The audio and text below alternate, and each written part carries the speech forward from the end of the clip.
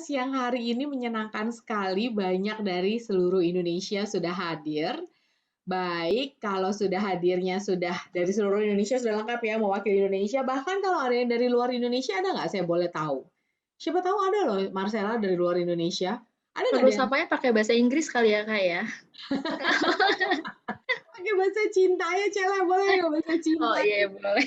yang dimengerti oleh semua? Oh, dari luar Indonesia belum ada ya? Kita masih berada di sekitaran Indonesia. Oke, Marcella dan ibu-ibu sekalian, sekali lagi selamat siang. Saya dengan Lisa dari Training Manager yang Living Indonesia. Marcella, perkenalan sebentar dong. Hai ibu-ibu dan mungkin nanti ada bapaknya. Saya Marcella dari tim Conduct and Compliance yang Living Indonesia.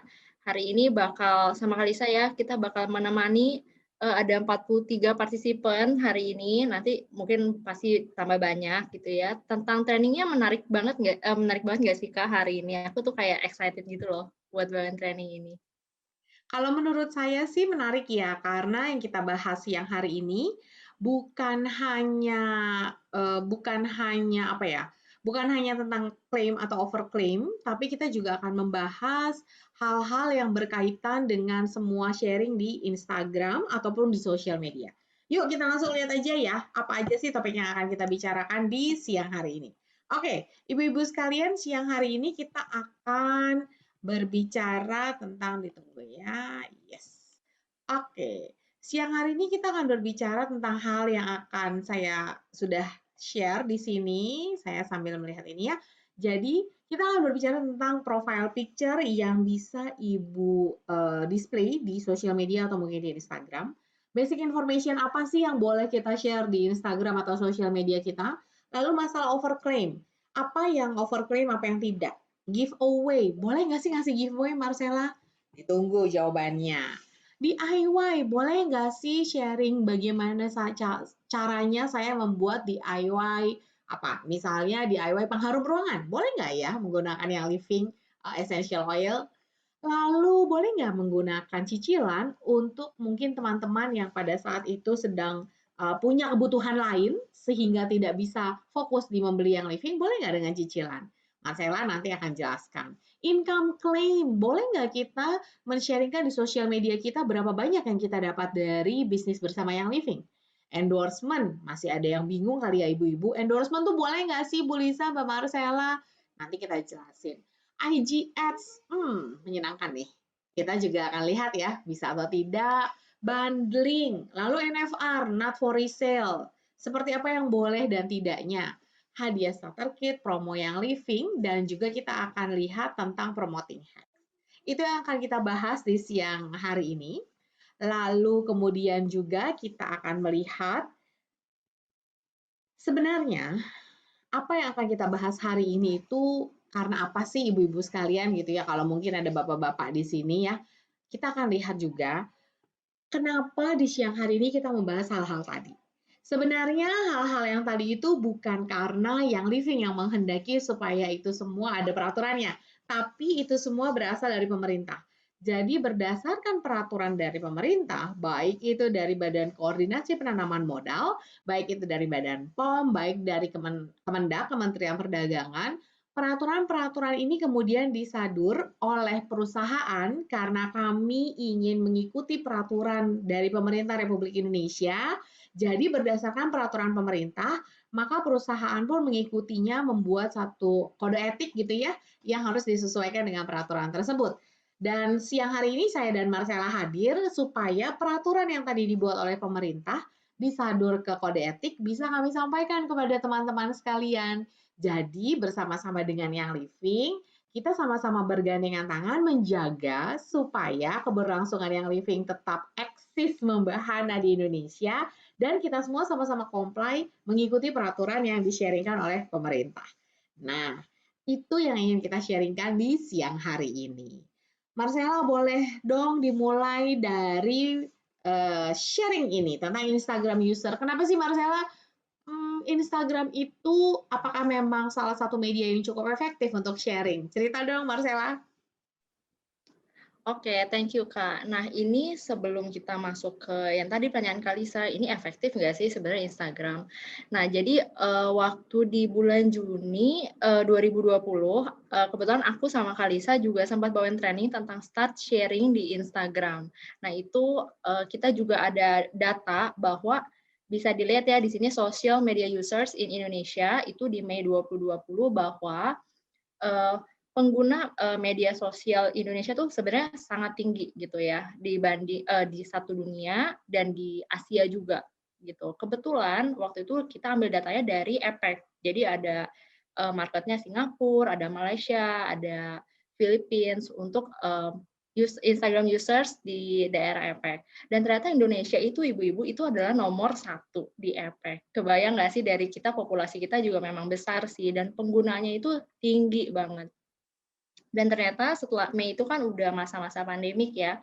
Kemudian kita bergeser di Desember 2020 ternyata ada data terupdate. Saya ambil dari napoleon.com untuk data terupdate-nya itu. Nah, di Desember 2020 ternyata Instagram users Indonesia itu dari 69 juta sekian gitu ya, sekarang increasing menjadi 83 juta sekian. Wow, naiknya tuh gede banget ya, 20 juta sekian berarti. Nah, itu sekitar 20% ada new Instagram users during pandemic. Itu memang didominasi oleh kita, kaum-kaum wanita ya, untuk pengguna Instagram.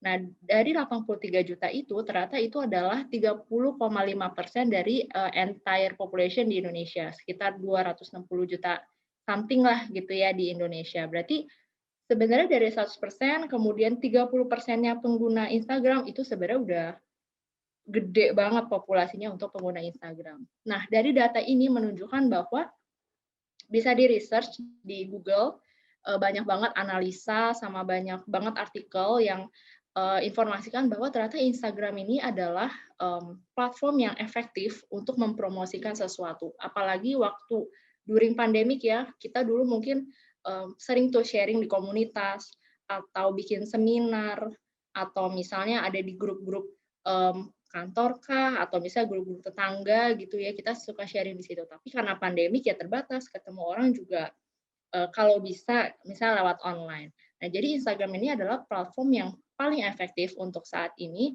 kita dalam sharing sesuatu. Kenapa? Karena impact-nya itu gede banget worldwide ya. Jadi kalau dulu kalau kita misalnya tanya influencer ini siapa sih nggak tahu namanya harus di searching dulu. Kalau sekarang tinggal buka username, cari namanya udah pasti ada. Kenalan sama orang yang kita tanya udah mulai deket ya, udah mulai klik, Instagram kamu apa sih gitu, kita friend yuk gitu kan.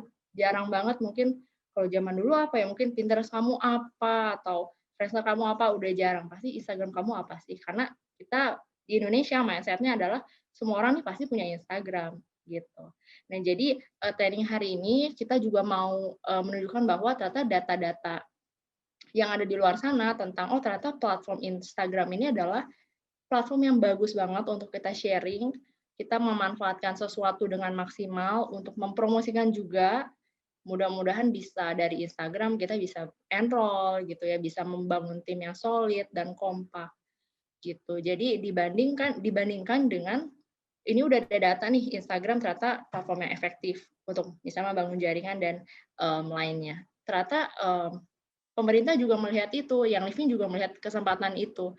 Makanya kita ada nih guideline-guideline nih untuk di Instagram untuk member-member bisa gimana sih promosi, tapi tetap comply juga dibandingkan menggunakan platform lain yang belum tentu efektif dan nggak boleh juga dan nggak comply juga. Misalnya contohnya kayak singgung dikit ya tentang marketplace gitu. Karena kalau di Instagram sama marketplace sebenarnya udah marketplace nggak boleh, dan berbeda jauh juga caranya. Kalau di Instagram kita bisa membangun trust, kita bisa sharing, kita bisa dikenal, bahkan lewat hashtag doang, lewat feeds doang, lewat kita komen aja pun kita bisa terkenal. Tapi komennya jangan yang itu ya hate speech ya, pasti komennya bagus-bagus gitu. Nah kalau di marketplace kan udah nggak boleh, nggak comply, cuman one time purchase aja, kemudian nggak ada trust-nya juga, kemudian ya at any time toko itu bisa tutup gitu, toko seller itu bisa tutup, barangnya tuh bisa nggak ada gitu kan, atau mungkin barangnya pas nyampe ternyata barangnya nggak seperti yang kita inginkan gitu, jadi udah nggak boleh dan mungkin benefitnya nggak banyak gitu. Jadi hari ini Kalisa kita akan mengulik ya tentang Instagram. Mudah-mudahan banyak member baru juga di sini, jadi bermanfaat, pas banget nih trainingnya buat member-member. Nah, makanya Cela, tolongin dong self-checking-nya seperti apa sih? Karena kan kita pengen ngulik nih tentang sosial media, terutama Instagram. Self-checking apa yang harus dilakukan pertama-tama supaya kita semua benar-benar bisa sesuai dengan peraturan? Nah, oke. Nah, jadi ini self-checking ini basic banget kalau kita pasti ibu-ibu di sini udah familiar, udah tiap hari ngeliat page-page Instagram kayak gini gitu kan. Ini kita ambil contoh dari Wild Ed Education. Jadi mungkin kalau misalnya bisa pas nih lagi ada handphonenya di tangan, lagi ikutin Zoom, misalnya lagi convenient ya lagi di rumah, sambil dicek-cekin nih. Pas kita part giveaway, mungkin kita part overclaim, bisa sambil dicekin. Nah, yang perlu dicekin apa aja sih? Gitu ya, yang pastinya Insta Story, gitu ya, kalau kita masih ada Insta Story yang sebelumnya di-post atau yang pernah kita post, kita ingat isinya tentang apa, kita harus aware tentang itu. Kemudian ada bio-nya, di situ juga harus dicek. Kita back to basic banget ya, jadi bio pun harus dicek. Kemudian apa sih yang kita taruh di highlights Instagram kita gitu ya, karena kan kalau kita taruh di highlights berarti kita itu mau bahwa oh ini yang dilihat sama orang lain. Itu pastikan bahwa yang ditaruh itu sesuai dengan cara promosi yang benar. Nah, yang keempat adalah pastinya postingan feeds beserta caption-nya. Kadang ada postingan feeds-nya udah comply, caption-nya yang misalnya kurang comply gitu. Itu kita harus cek-cekin juga termasuk sama hashtag ya, ibu-ibu. Jadi kita akan mengulik lebih dalam lagi untuk apa-apa aja sih yang harus dicek gitu. Oke, untuk selanjutnya yang akan kita cek adalah boleh di next Kak untuk slide-nya.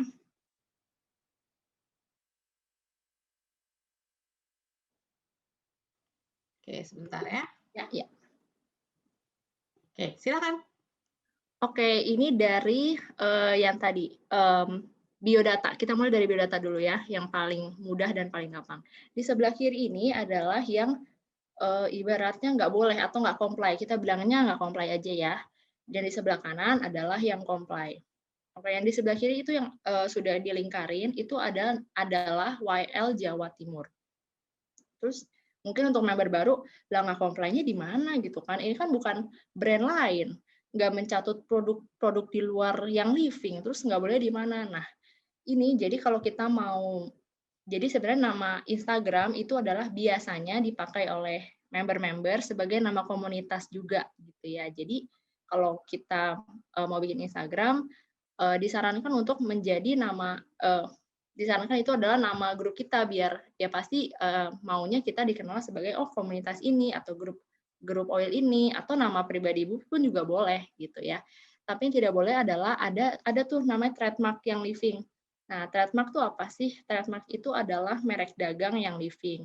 Jadi di yang living sendiri itu memang yang living telah mendaftarkan secara global dan secara di lokal market di Dirjen Haki ya untuk merek-merek yang tidak boleh digunakan oleh pihak lain atau dalam hal tertentu digunakan untuk tujuan yang tidak sesuai. Gitu ya. Di sini ada WL Jawa Timur. Yang tidak boleh adalah WL-nya karena WL itu adalah trademark yang living. Apa aja sih trademark yang living? Sebenarnya ada banyak, tapi yang biasanya ditemukan, yang umum ya, yang sering kita dengar, itu adalah yang living, YLEO, YL, terus ada Situsil, ada Seedlings, Savvy Minerals, ada Ningxia Red juga termasuk trademark yang living, dan masih banyak lagi. Gitu ya. Jadi kalau misalnya untuk username, silakan kalau untuk WL Jawa Timur, WL-nya silahkan dihilangkan, tapi kalau namanya jadi Jawa Timur, jadi jauh ya sama komunitas oil ya, jatuhnya ibu-ibu ya. Jadi silahkan dicari aja nama yang sesuai, atau mungkin mau pakai nama pribadi ibu-ibu, silahkan. Nah, kita berpindah ke biodata. Tadi kan udah misalnya pakai nama pribadi ibu-ibu nih, nama username-nya ya, tapi tetap dong kita mau nunjukin kalau kita ini identitasnya adalah sebagai member yang living. Nah, kita menunjukkan identitasnya selain di postingan feeds dan lain-lain, kita bisa tuh tunjukin di ini namanya bio name ya. Jadi itu kan ada tulisan yang living independent distributor. Saat ini yang living independent distributor di Indonesia Cuma di Indonesia ya, itu sudah tidak berlaku. Jadi kita yang berlaku apa sih? Nah, ada yang di sebelah kanan tuh. Yang berlaku adalah di Young Living Independent Member. Namanya panjang banget, bisa disingkatin nggak boleh. Misalnya Young Living Independent IND.member boleh. Mau pakai nama ranknya, mau cantumin nama ranknya boleh. Misalnya YL Silver Leader Independent Member, kalau muat boleh, silahkan gitu ya. Tapi bisa tuh diakalin di bawahnya, kan ada bagian di bawahnya bio-nya yang bisa kita isi lebih panjang, itu boleh dicantumin di sana gitu. Jadi pastikan bahwa username sama untuk bio name juga diperhatikan ya, tidak mengandung trademark dan menggunakan yang living independent member. Oh ya, titipan satu lagi ibu-ibu, kalau misalnya kadang suka tuh menemukan bahwa di biodatanya ada terima arisan tabungan cicilan. Nah, itu juga nggak boleh ya, karena nanti kita akan find out bahwa kenapa sih arisan cicilan nama tabungan tuh nggak boleh. Gitu. Jadi silakan untuk dicek-cek biodatanya udah oke belum ya. Saya sih yakin yang di sini, yang di grup 100 di grup ini yang 115 partisipan pasti udah punya nama IG yang keren-keren yang nggak pakai trademark YL. Gitu ya. Terima kasih Marcella untuk sharingnya. Oke, kita lanjut sharing ya sekarang ya Ibu-Ibu. Kita akan lanjut ke basic information. Kalau Marcella udah cerita tentang self-checking dulu, sampai ke bio profile-nya, lalu kemudian apalagi sih yang harus kita bahas? Sekarang kita akan coba lihat konten. Apa yang comply dan apa yang tidak. Secara prinsip, yang harus kita lihat adalah basic information-nya nih Bu, bahwa yang living itu di Indonesia izinnya adalah kategorinya kosmetik. Dan kemudian kosmetik ini berfungsi sebagai aromaterapi. Dan memang sebagai information, setiap market ini memiliki izin produk yang berbeda. Sehingga mungkin Ibu ada melihat kalau di market US dia agak sedikit berbeda. Misalnya mereka bisa bilang terapeutik, di kita tidak. Karena memang izinnya berbeda-beda. Tapi di Indonesia kita hanya memiliki izin sebagai kosmetik dan berfungsi sebagai aromaterapi. Makanya kita sering sekali kalau Ibu masuk ke YLID_education atau ke Young Living Indonesia, kita selalu fokus kepada aroma. Karena memang izin di Badan POM-nya yang kita dapatkan adalah kategori kosmetik dan berfungsi sebagai aromaterapi. Nah, dengan demikian mohon diingat dengan baik bahwa ibu-ibu sekalian, izin yang Living Essential Oil ini bukanlah obat-obatan gitu ya. Maka kalau demikian, apa dong klaim yang boleh gitu ya? Klaim yang boleh adalah bisa sebagai emosi. Maksudnya aromanya membantu saya lebih tenang. Aromanya membantu saya bisa lebih fokus misalnya. Karena sekali lagi essential oil-nya untuk aromaterapi. Atau Ibu bisa sekalian sharing tentang kosmetik. Misalnya essential oil rose, kita ambil yang sultan-sultan ya Bu ya. Essential oil rose saya teteskan ke dalam perawatan pribadi saya, ke dalam skincare pribadi saya, sehingga membantu penampilan kulit yang tampak lebih baik. Gitu. Jadi klaim-klaimnya semuanya mengarah kepada aroma, kepada emosi, dan juga kepada kosmetik dengan meneteskannya di produk-produk perawatan Anda. Nah, secara basic semoga ibu-ibu cukup jelas ya bahwa intinya yang Living Essential Oil itu terdaftar sebagai kosmetik yang berfungsi sebagai aromaterapi. Dan ini pun ada di dalam labelnya. Di setiap label Ibu bisa lihat.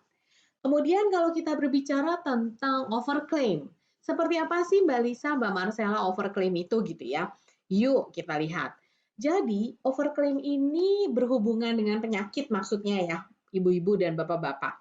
Ada di pasal 6.3.1 bahwa di kode etik secara khusus kita ini tidak boleh membuat klaim bahwa produk yang living ini dimaksudkan dapat digunakan dalam diagnosa, penyembuhan, peringanan, perawatan, atau pencegahan. Contohnya, yang tidak kita sarankan, klaim yang Living Essential Oil itu bisa diminum contohnya. Atau seperti di sini, tips. Tips itu bermanfaat untuk meningkatkan daya tahan tubuh, antibakteri, antiseptik. Ini dua-duanya tidak disarankan dan tidak kami pasti akan ada investigasi kalau apabila ada postingan-postingan tentang hal-hal ini. Karena sekali lagi izin kita di Badan POM yang tadi Bapak Ibu sekalian adalah izin kosmetik yang berfungsi sebagai aromaterapi. Jadi mohon bantuannya supaya jangan ada klaim-klaim ataupun postingan-postingan yang mengandung tentang penyakit gitu ya. Karena itu tidak sesuai dengan izin kita di Indonesia. Lalu kemudian contoh overclaim lainnya apa? Contoh overclaim lainnya adalah ini misalnya.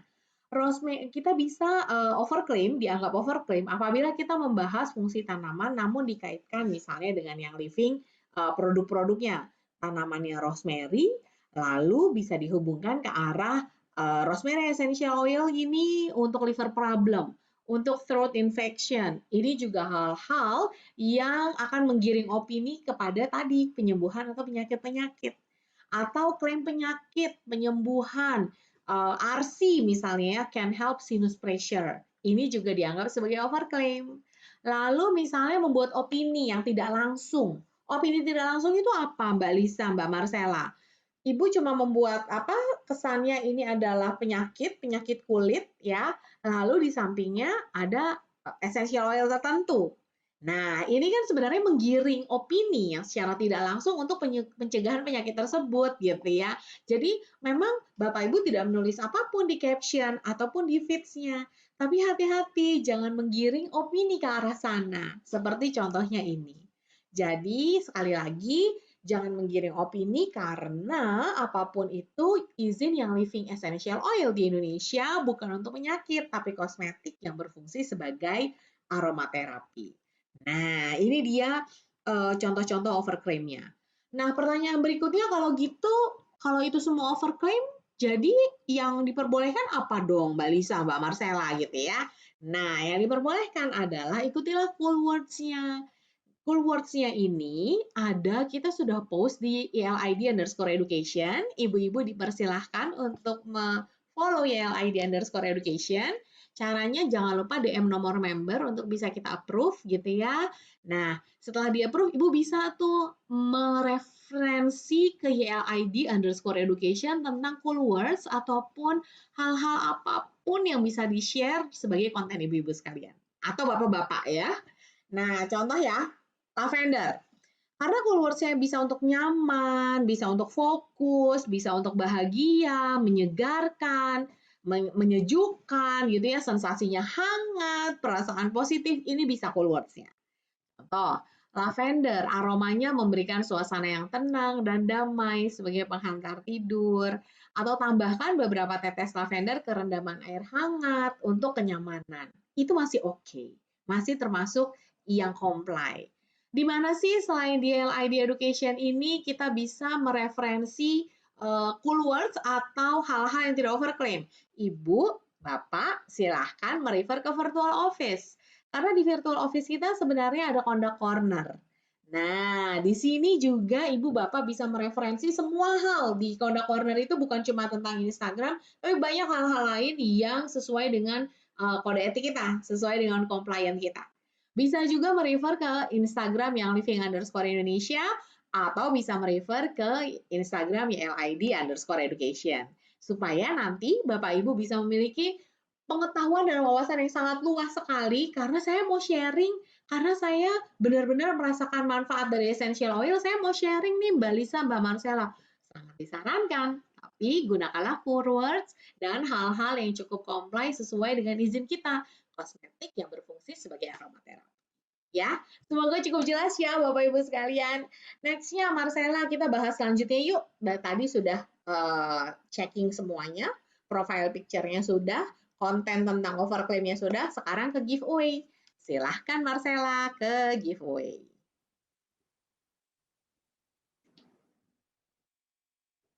Oke, ini tadi ada pertanyaan tentang cool words dan lainnya. Nanti mungkin di akhir sesi kita bisa jawab bareng-bareng ya, biar bisa sambil belajar bareng-bareng gitu.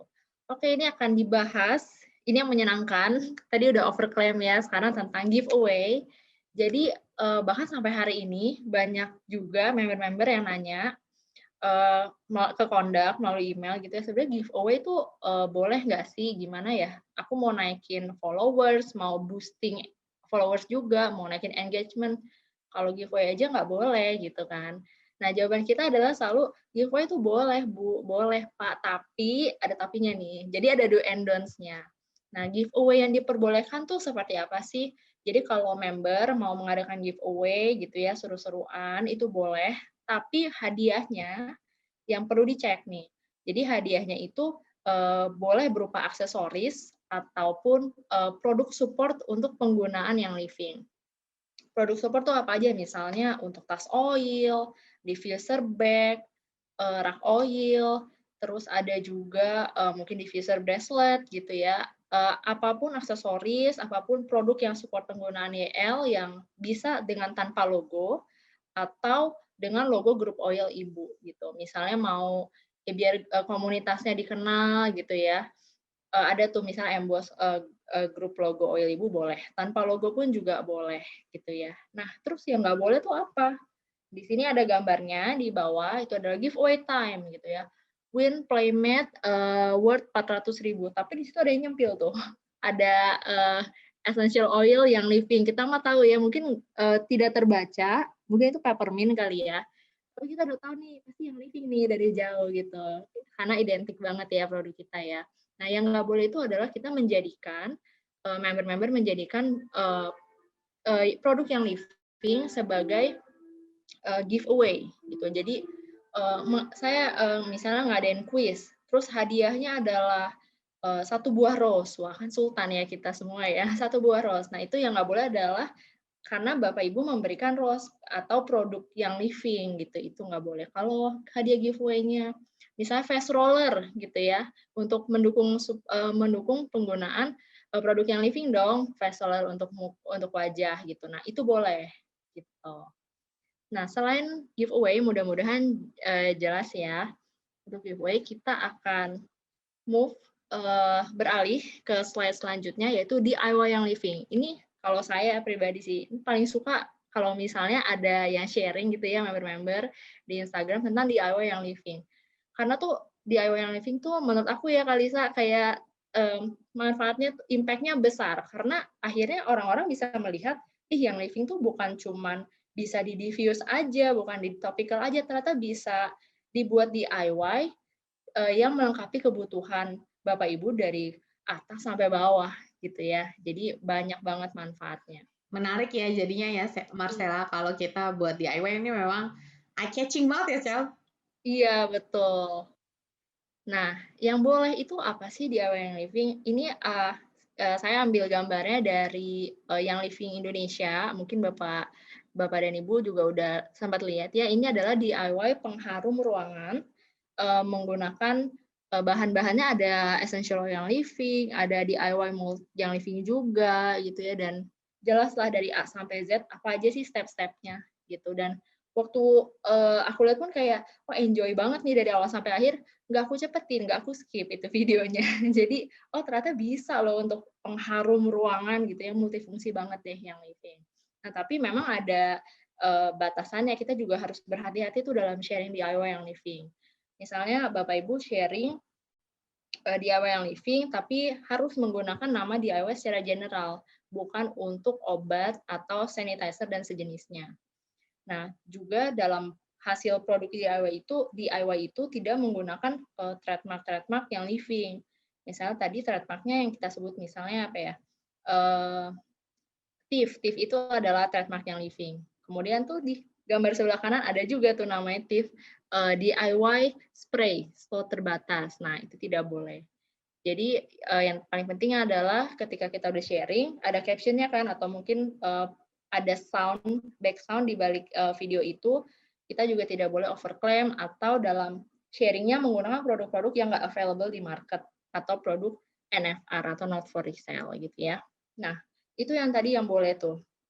Jadi produknya pastikan harus available di market, nama DIY-nya general, dan kita tidak overclaim, dan pastinya tidak digunakan untuk something seperti obat dan sejenisnya gitu ya.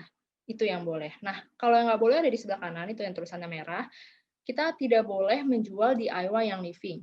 Di sini saya source-nya ambil dari Google. Di sini ada DIY thief spray gitu ya. Itu klaimnya aja udah lumayan mencengangkan ya, ada jaga daya tahan tubuh anak, ada menjaga daya tahan tubuh, antivirus, bakteri, antiseptik gitu-gitu ya. Nah, yang kedua itu adalah botolnya itu ada trademark yang living ya, jadi nama DIY-nya adalah Tips. Itu besar banget tulisannya di situ. Yang ketiga adalah dijual, karena ada tulisan slot terbatas di situ. Berarti DIY-nya memang di-sharing diperuntukkan untuk dijual, bukan untuk berbagi informasi atau berbagi DIY yang living gitu ya. Sebenarnya juga banyak sih yang member yang nanya kayak, emang kenapa sih DIY nggak boleh untuk dijual? Ya, bisa dijelaskan sedikit mungkin Marcella. Jadi ibu-ibu di sini bisa mengerti, oke, sharing boleh, terus dijual nggak boleh. Kenapa ya? Nah, ini sebenarnya juga dilarang, selain dilarang di kode etik, sebenarnya ini kita juga sejalan tuh dengan peraturan pemerintah gitu ya. Kalau dulu di awal-awal di bulan Maret atau di bulan April gitu ya, kita ingat bahwa waktu itu lagi hits banget tuh hand sanitizer kan. Semua orang rasanya bikin, kemudian karena panik, kita panik, aduh hand sanitizer tinggal dikit nih, akhirnya bikin, kemudian dijual-jualin gitu ya. Padahal yang menjual adalah orang-orang yang tidak meregistrasikan produk itu ke Kemenkes gitu. Jadi instansi itu nggak beri approval itu untuk dijual. Artinya bahan-bahannya kita nggak tahu kan dicampur sama apa gitu. Jadi kemudian waktu itu Kementerian Kesehatan mengeluarkan panduan tentang hand sanitizer bahwa kalau misalnya mau membuat hand sanitizer gitu ya sebagai contohnya, itu orang Bapak Ibu tuh boleh bikin hand sanitizer tapi untuk penggunaan pribadi. Jadi bukan untuk dijual-jualin. Apalagi yang nggak ada izinnya gitu ya. Jadi nggak melalui proses approval dan pengecekan lebih lanjut. Nah, sebenarnya itu pemerintah juga sadar tuh background-nya adalah karena kalau misalnya orang menjual sesuatu gitu ya, kita nggak ada izinnya, kemudian dipakai dan misal kulitnya iritasi nih, atau kalau mungkin kalau iritasi di permukaan merah, mungkin kita bisa pakai obat ya. Tapi kalau misalnya udah sampai ke dalam-dalamnya dan efeknya parah dan jangka panjang gitu ya, akhirnya yang disalahkan adalah orang yang menjual itu. Nah, kita juga nggak mau kalau member-member sampai merasakan ke sana gitu. Menjual DIY yang living gitu ya. Ini DIY yang living misalnya klaimnya misalnya comply nih. Ini untuk misalnya me-soothe the skin gitu ya, untuk moisturizing. Tapi pas dipakai sama orang yang sama bayarnya, pembelinya, kulitnya ternyata sampai lecet-lecet atau merah-merah gitu ya. Akhirnya dia komplainnya bukan cuma ke penjual, ke bapak ibu, tapi komplainnya juga ke yang living gitu. Kenapa produk yang living kok bisa bikin saya sampai beruntusan nih gitu kan. Waktu itu pernah ada satu case yang sampai orangnya komplain ke kita dan kita infokan bahwa kita tidak pernah meregistrasi botol tersebut gitu ya, dan kita tidak tahu itu botol isinya apa. Disarankan untuk komplain langsung ke orangnya. Tapi ya itu kita sama-sama menjaga nih, kita jadi menjaga member selaku pelaku usahanya dan yang living sendiri gitu. Jadi menjaga nama baik kedua belah pihak. Gitu. Jadi mudah-mudahan background-nya dimengerti ya sama Bapak Ibu kayak oh ternyata bahkan bukan yang living bahkan bukan hanya yang living yang melarang, tapi waktu pemerintah waktu itu di bulan Maret April juga pemerintah kencang banget tuh untuk informasiin kalau misalnya DIY itu tidak boleh untuk diperjualbelikan, hanya untuk personal use aja. Tapi kalau sharing resepnya boleh dong pasti. Terima Gitu. kasih Marcella. Semoga jelas ya. Yuk lanjut Marcella. Lanjut. Oke. Nah, ini tadi yang kita bahas di awal untuk biodata. Kalau di biodata cicilan tabungan arisan itu jangan sampai ada di biodata Instagram Bapak Ibu gitu ya. Nah, ini background-nya sedikit aku kasih gitu ya. Ini dilarang di peraturan pemerintah, pertama di peraturan Kemendak nomor 70 tahun 2019 bahwa perusahaan itu tidak boleh untuk mengadakan, dalam hal ini juga mensupport membernya ya, untuk membuat satu aktivitas yang menggalang dana gitu ya. Ini bisa didefinisikan satu dan lain hal ini sebagai cicilan atau tabungan atau arisan.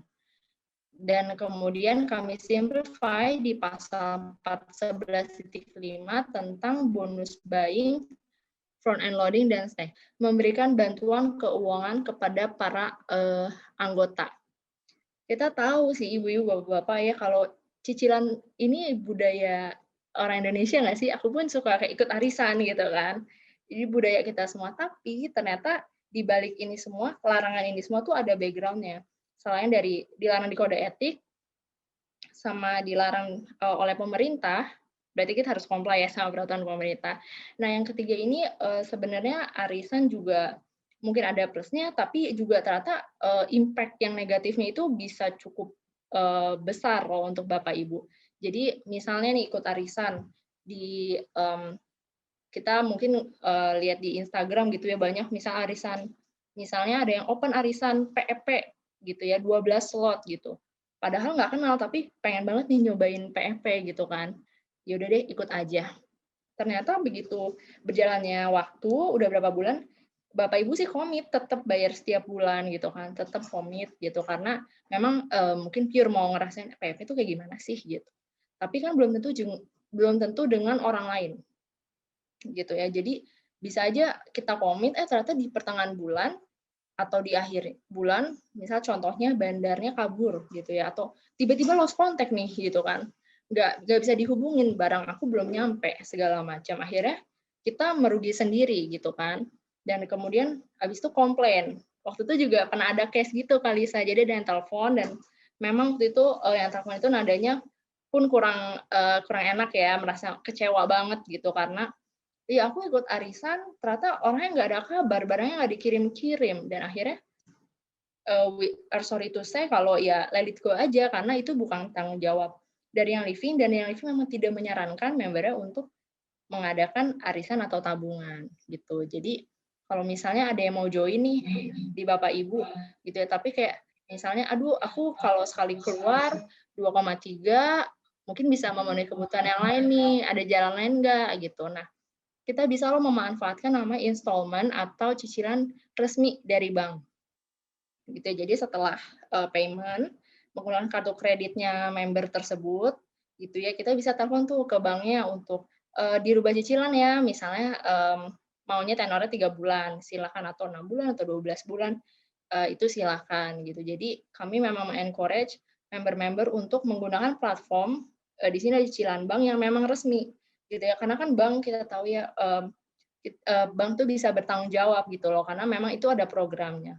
Kalau diadakan oleh orang lain, kita nggak kenal, jangankan nggak kenal ya, kadang kenal aja juga bisa jadi jadi nggak enak gitu ya, karena wah nggak lancar banget nih, barangnya nggak datang gitu. Jadi sebenarnya itu sih background-background yang sebenarnya untuk melindungi member juga, dan lagi melindungi yang living gitu untuk kebaikan bersama. Seperti itu. Nah, tadi aku udah bahas giveaway, udah bahas DIY, cicilan dan tabungan. Selanjutnya Kalisa akan membahas topik yang menarik banget, yang masih tentang seputaran posting di Instagram ya Kak ya. Silakan Kakak. Oke, selanjutnya Ibu-Ibu kita akan ke income claim. Oke, kalau kita berbicara tentang income claim, sebenarnya kenapa sih Mbak Lisa, Mbak Marcella gitu ya, kenapa sih ada akan hal ini yang diatur memang tentang klaim penghasilan, itu misi utama yang living memang bukan tentang kemewahan dan kekayaan. Seperti kita tahu, kita semua di sini sama-sama punya passion untuk membantu orang, betul ya?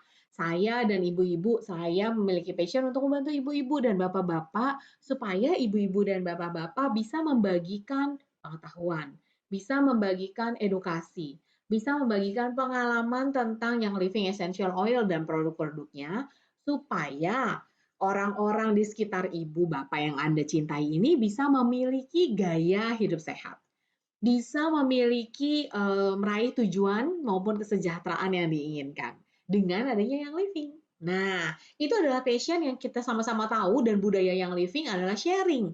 Karena kita benar-benar pengen sharing dan membantu orang lain. Sehingga memang untuk yang living sendiri, misi utama kita bukan menciptakan kekayaan dan kemewahan. Itulah kenapa ketika kita menjalankan bisnis yang living, jangan menggiring opini orang ke arah gaya hidup mewah. Sehingga kita disarankan untuk tidak mengungkapkan jumlah komisi ataupun yang kita dapatkan dari yang living gitu. Nah, itu alasannya kenapa kita akhirnya tidak disarankan untuk menampilkan OGV yang ada di sosial media atau menampilkan gaya hidup mewah yang tidak diiringi usaha. Karena kan nggak fair ya Bapak Ibu. Ketika misalnya Bapak Ibu adalah follower dari satu IG tertentu yang seperti ini. Yang IG tersebut misalnya gitu ya, selain dua keuntungan ini masih banyak lagi loh keuntungan lainnya. Karena sebulan saya menerima 5 sampai 10 juta, terima beres. Padahal kita sama-sama tahu bahwa ada usaha di balik semua itu. Entah Bapak Ibu di sini coaching para grupnya, coaching para membernya, sharing tentang yang living essential oil, sharing tentang pengalaman di dalam berbisnis, atau mungkin Bapak Ibu di sini melakukan edukasi kepada grupnya. Pasti ada usaha di balik semua itu ketika kita mendapatkan komisi dari yang living. Nah, sehingga tidak fair apabila kita hanya menampilkan OGV, menampilkan gaya hidup mewah, menunjukkan paycheck itu tidak fair untuk orang-orang yang melihatnya. Itu kenapa ada income claim yang dilarang di yang living. Tapi kalau Bapak Ibu ingin menampilkan sesuatu yang sangat menyenangkan yang Ibu alami bersama yang living, yang diperbolehkan apa? Yang diperbolehkan adalah seperti yang ini. Bisnis yang living bisa membuat Anda bekerja sesuai jadwal sendiri tentunya. Karena kan Anda bisa memilih kapan mau menjalankannya. Lalu bisa mendapatkan penghasilan tambahan setelah saya memilih waktunya, kapan saya mau posting, kapan saya mau edukasi, kapan saya mau mengadakan event, kapan saya mau sharing. Kan Ibu bisa menentukan sendiri. Lalu yang living memberikan Anda peluang menjadi wirausaha. Yang living memberikan saya peluang sebagai mompreneur. Mompreneur seorang mami yang tetap bisa menghasilkan dan membantu orang lain. Nah, itu sangat disarankan Bapak Ibu. Sehingga orang tidak akan melihat, wow, usahanya minimal tapi hasilnya banyak, itu nggak fair gitu ya. Nah, itulah income claim atau disclosure claim yang bisa dilaksanakan adalah men-sharingkan bahwa yang living membuat kita menjadi mompreneur, memberi peluang gitu ya untuk bekerja sesuai dengan jadwal, tapi tidak menunjukkan paycheck, tidak menampilkan gaya hidup mewah, dan tidak menampilkan OGV. Itu yang sangat disarankan. Selanjutnya, Marcella, silahkan next ya Marcella tentang berikutnya. Nah, tentang endorsement ini ya, kalau di aktivitas untuk promosi di Instagram itu endorsement tuh udah paling sangat ini ya menarik gitu ya. Aduh, pasti kalau misalnya mau mulai bisnis apapun itu, yang kepikiran mungkin saat ini adalah oh mau endorse siapa ya gitu kan, biar Instagram ini dikenal gitu. Nah, tapi di Yang Living karena kita adalah perusahaan direct selling, sekali lagi semua yang boleh mempromosikan produk-produk Yang Living itu hanyalah member gitu ya. Jadi terkadang ada beberapa member yang nanya kayak tuh artis itu kok atau selebgram gitu ya itu promosiin YL tuh coba dicek gitu ya. Tapi setelah kita cek gitu ya memang ternyata artis tersebut terdaftar sebagai member Yang Living. Nah, jadi kalau seorang artis atau selebgram deh kita sebutnya sudah terdaftar sebagai member Yang Living, secara otomatis mereka terikat terhadap kode etik Yang Living gitu ya. Jadi memang layaknya seperti member biasa harus patuh tuh terhadap kode etik. Nah, tapi endorsement di sini nih sebenarnya kata lain dari promoting gitu ya. Jadi misalnya nih ibu bapak punya downline ternyata followers-nya di Instagram banyak banget gitu, engagement-nya tinggi, wah yang komen juga ratusan gitu ya, ini bagus banget. Nah, kita bisa tuh encourage dia, si selebgram ini untuk rajin-rajin posting yang living gitu ya, supaya supaya apa yang living semakin dikenal dan siapa tahu dari hasil posting itu ada yang tertarik gitu ya, ini apa sih atau mau mengenal lebih tentang yang living. Ujungnya misal bisa enroll atau mungkin mereka bisa aktif di grup gitu ya, tapi perlu diingat bahwa member yang mempromosikan itu terkait kode etik. Nah, di sebelah kanan ini berarti selebgram tersebut dalam posting atau promosi yang living gitu ya, mereka juga nggak boleh tuh overclaim, tidak boleh menjual NFR, tidak boleh share penghasilan yang tadi Kalisa udah jelasin, tidak ada hal-hal yang membahayakan yang living, misal overtime-nya terlalu berlebihan gitu ya, atau mereka tuh harus mengikuti ketentuan sebagai member YL, sebagai layaknya bapak dan ibu gitu ya. Nah, yang tidak boleh ini adalah misalnya bapak ibu lihat ada di Instagram ada satu selebgram hits banget, followersnya banyak, tapi nggak member gitu ya, udah di make sure misalnya kamu member yang living bukan, belum, tapi kita endorse. Pengertian endorse itu kan saat ini kita kasih produk ke selebgram, kemudian mereka memposting atau kita kasih produk ke selebgram atau berikut dengan uang gitu ya, jadi banyak modelnya banget gitu. Kalau kita memberikan mereka sesuatu, barang ataupun uang, tapi mereka tidak member dan kemudian mempromosikan itu, nah itu tidak boleh. Tapi kalau misalnya Bapak Ibu berhasil enroll si selebgram A, wah kebetulan banget kan, karena mempromosikan yang living, kalau Instagram A juga pastinya menguntungkan dong untuk si member tersebut. Kita bisa tuh ada pendekatan-pendekatan yang kita lakukan untuk supaya dia rajin untuk promosi yang living, gitu ya. Jadi mudah-mudahan Bapak Ibu bisa banyak enroll selebgram di sini biar semakin berkembang grupnya juga. Amin gitu ya Marcella ya. Amin. Nah, oke, Oke. next-nya dari Kakak, silakan. Ya, next-nya kita akan membahas tentang satu hal Bapak Ibu sekalian, yaitu tentang IG Ads. Nah, ini juga, tapi sebelum kita ke sini, ibu-ibu dan bapak-bapak di sini, mohon diperhatikan karena sebenarnya nanti di akhir kita ada kuis ya Marcella ya, dan kuisnya itu ada hadiahnya. Jadi nggak Cella kita ada kuis Cella? Jadi nggak ya? Oh, jadi dong, biar seru ya hari ini ya. Nah, supaya tambah seru, nanti di akhir kita ada kuis. Jadi mohon Bapak Ibu di sini memperhatikan baik-baik supaya nanti ada hadiah yang bisa didapatkan. Kita seru-seruan. Oke, oke, oke. Yes.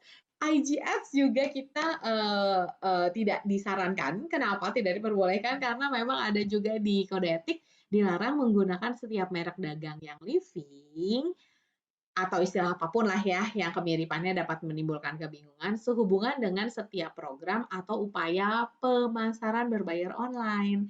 Nah, itu kenapa jadinya IG Ads juga tidak disarankan. Sudah ada di kode etik karena tidak untuk upaya pemasaran berbayar online. Oke, yuk kita lanjut. Marcella, silahkan share berikutnya. Oke, untuk selanjutnya tadi udah bahas IG Ads. Ini ada bundling. Nah, untuk yang belum tahu bundling itu apa sih? Jadi bundling itu adalah member ya membuat paket yang living sendiri dengan menggabungkan beberapa produk untuk dijual. Nah, ini gambarannya ada di sebelah kanan.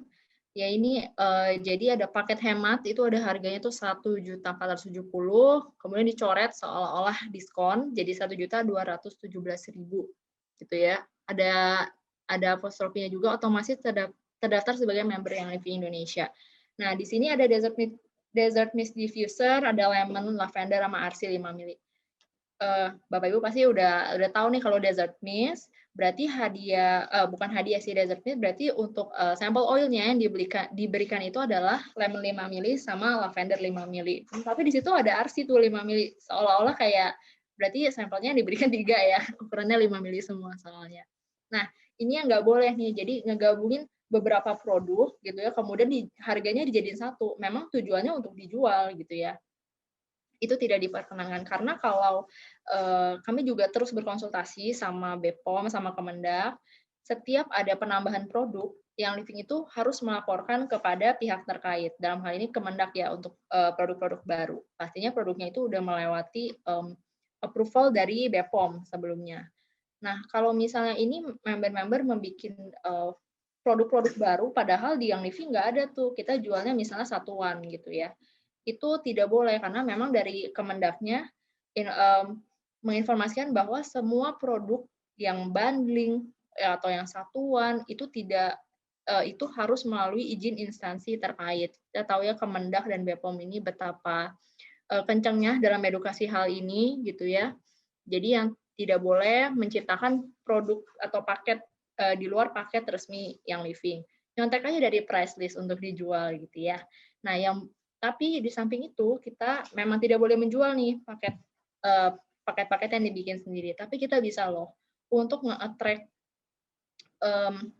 pembaca di sosial media, kita bisa nih seru-seruan bikin sweet, itu soalnya sweet dream diffuser blend. Jadi mirip kayak resep DIY gitu ya, tapi kita bisa nge-twist supaya ini jadi menarik nih di sosial media. Nah, di dalam berbagi resep ini atau resep DIY kah atau diffuser blend kah, kita pastikan tidak menyebutkan harga. Karena kalau udah ada harga, itu udah definitely pasti dijual gitu ya. Tidak ada nama paket, paket hemat, paket Januari. Padahal di bulan Januari yang Living lagi nggak ada promo itu atau lagi nggak ada bundling itu nggak ada gitu ya. Kemudian kita juga nggak boleh tuh bilang ini paket bundling misalnya hanya untuk 5 orang pertama, itu kadang suka ada yang kreatif banget gitu ya. Nah itu tidak boleh. Gitu. Nah, ini jadi diperuntukkan untuk berbagi. Mirip memang kayak DIY yang Living tadi, kita tuh sharing. Karena sebenarnya dari sharing aja itu, kalau kita sharingnya memang niat dan rutin gitu ya, dan pastinya harus menarik, itu pasti nge-attract orang untuk kayak, ini Instagramnya seru juga ya, terus kayak aktivitasnya kok banyak yang menarik ya, gitu. Instead of kita mungkin